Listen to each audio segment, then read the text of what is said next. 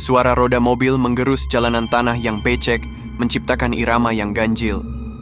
6 orang muda dalam satu mobil tua, Ari, Lia, Raka, Imel, Gilang, dan Sinta, baru saja melewati gapura kayu tua dengan ukiran bunga Kamboja layu bertuliskan, "Selamat datang di desa Watu Geni." Tulisan itu sebagian hilang seperti digerogoti waktu, atau sesuatu yang lebih kelam. Ari menatap dalam diam. "Gua udah 20 tahun ninggalin desa ini," gumamnya pelan.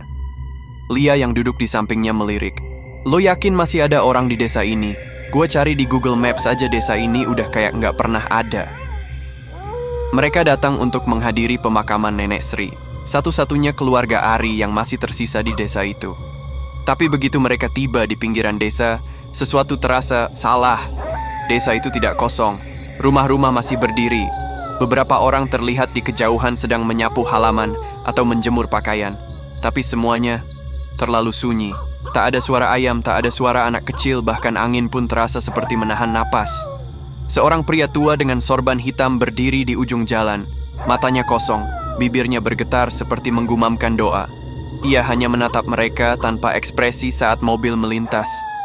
"Gua merinding, sumpah," kata Imel pelan, menggenggam tangan Sinta. Saat mereka sampai di rumah nenek, pintunya sudah terbuka. Peti mati diletakkan di ruang tengah. Tidak ada pelayat. Hanya bunga kenanga dan harum kemenyan yang menusuk tajam hidung. Di atas peti selembar foto tua tergeletak. Foto keluarga Ari, tapi wajah semua orang termasuk Ari kecil disobek. Ari merinding. Ia melangkah ke belakang rumah, ke dapur, tempat di mana ia biasa bermain waktu kecil.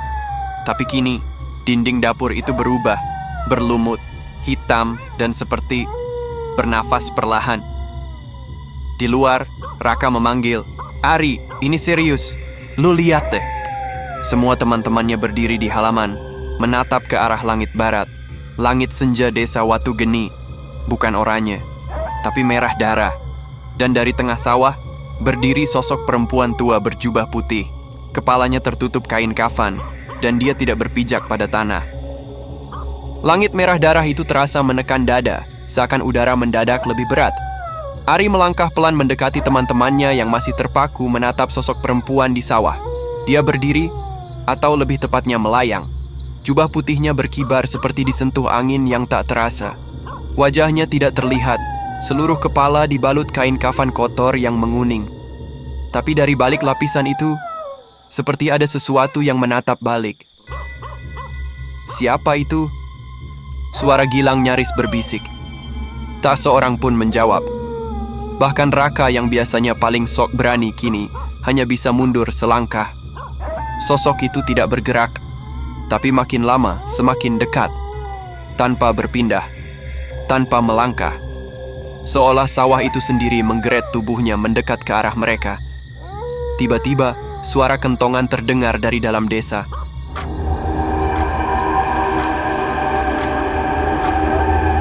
Lima kali, lalu sunyi. Sinta menjerit kecil, Gua pernah dengar mitos. Kalau kentongan bunyi 5 kali berarti kematian udah lewat." "Apaan sih, Sin?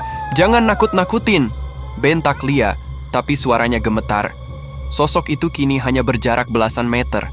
Tapi saat Ari berkedip, hilang. Semuanya diam. Napas tertahan. Hingga sebuah suara pecah dari dalam rumah nenek. "Ari, masuk. Jangan lama-lama di luar." Suara itu, suara neneknya. Padahal mereka semua baru saja melihat jenazahnya di dalam peti mati. Ari spontan menoleh. Pintu rumah itu perlahan tertutup sendiri dengan suara gemertak tua. Ia berjalan pelan, seakan ditarik oleh bisikan samar yang datang dari segala arah. Saat masuk ke ruang tamu, suasana berubah. Bunga kenanga sudah tak ada. Peti mati kosong. Dan di sudut ruangan, kursi goyang bergerak sendiri. Ada yang duduk di sana, sosok neneknya, mengenakan kain batik yang biasa ia pakai dulu, menatap keluar jendela. Tapi, kulitnya terlalu pucat, matanya terlalu kosong.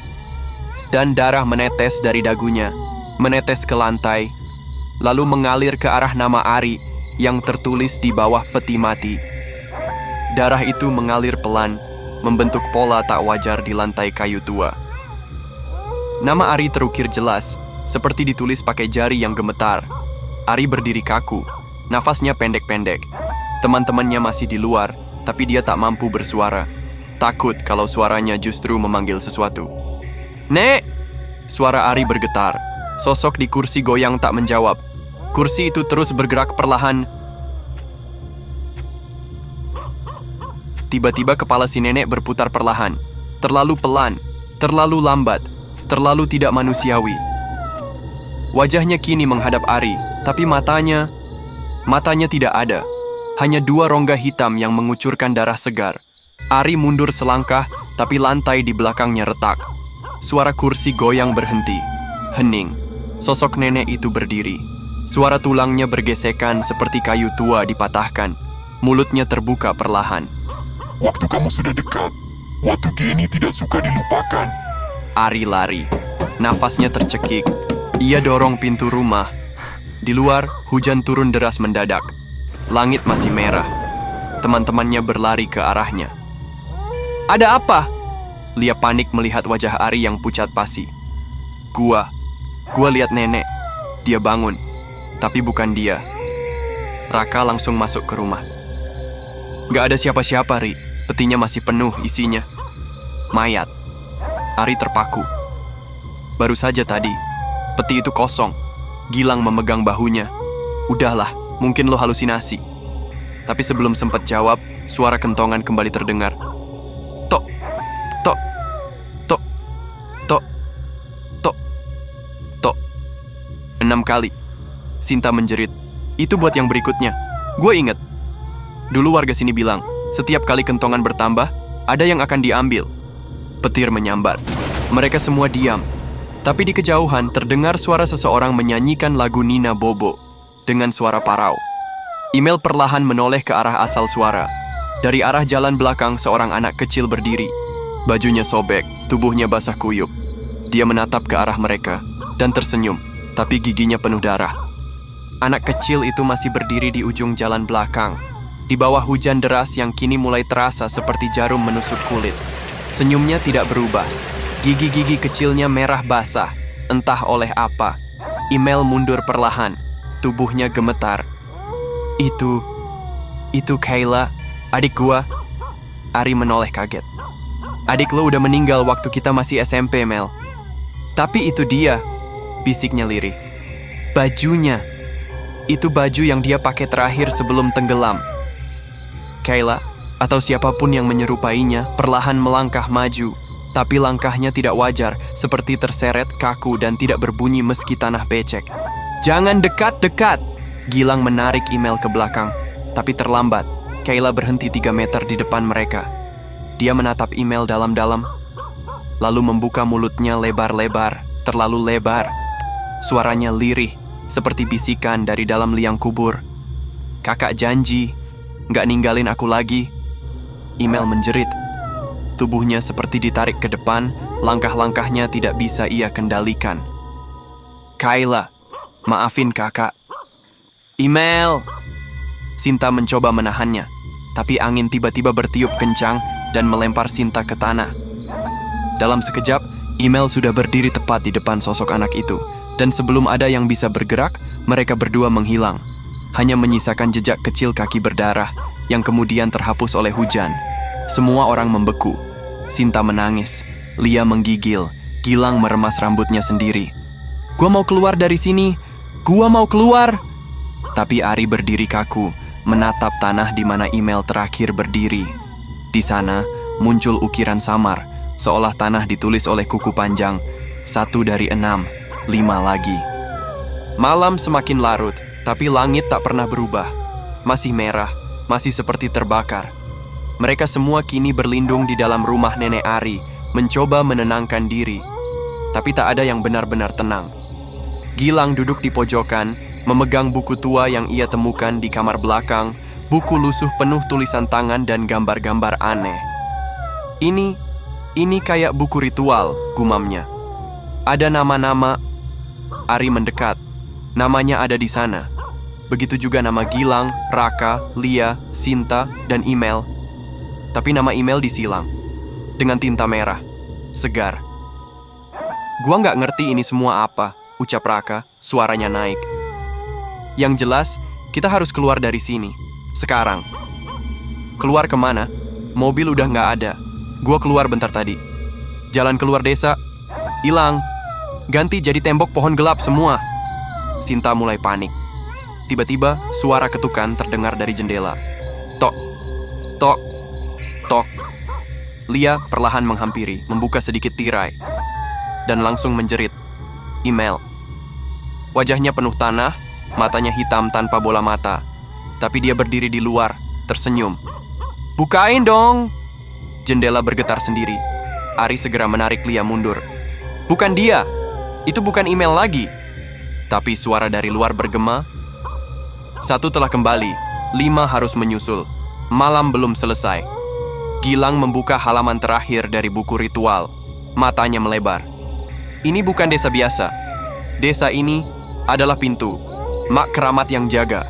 Setiap 20 tahun harus ada 6 nyawa untuk buka gerbangnya. Mak keramat? Tanya Sinta gemetar. Ari mengangguk pelan. Nenek gua dulu cerita soal itu, tapi gua kira cuma dongeng.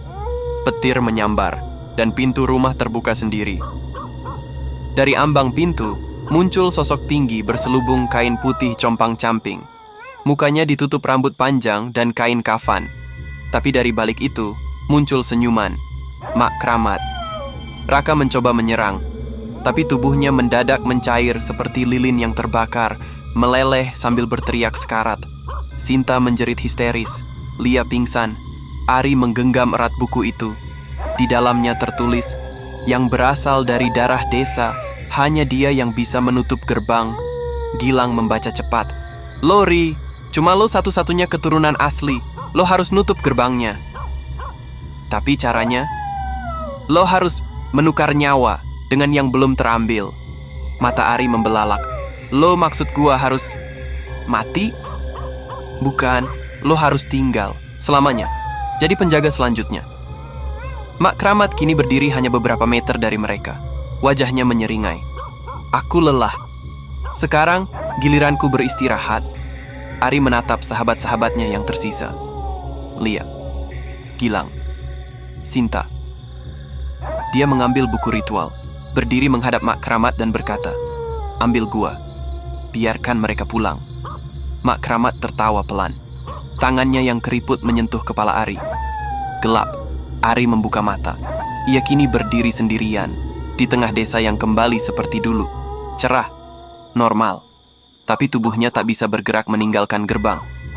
Dari kejauhan, ia melihat mobil teman-temannya berhasil keluar. Dia telah menjadi bagian dari desa.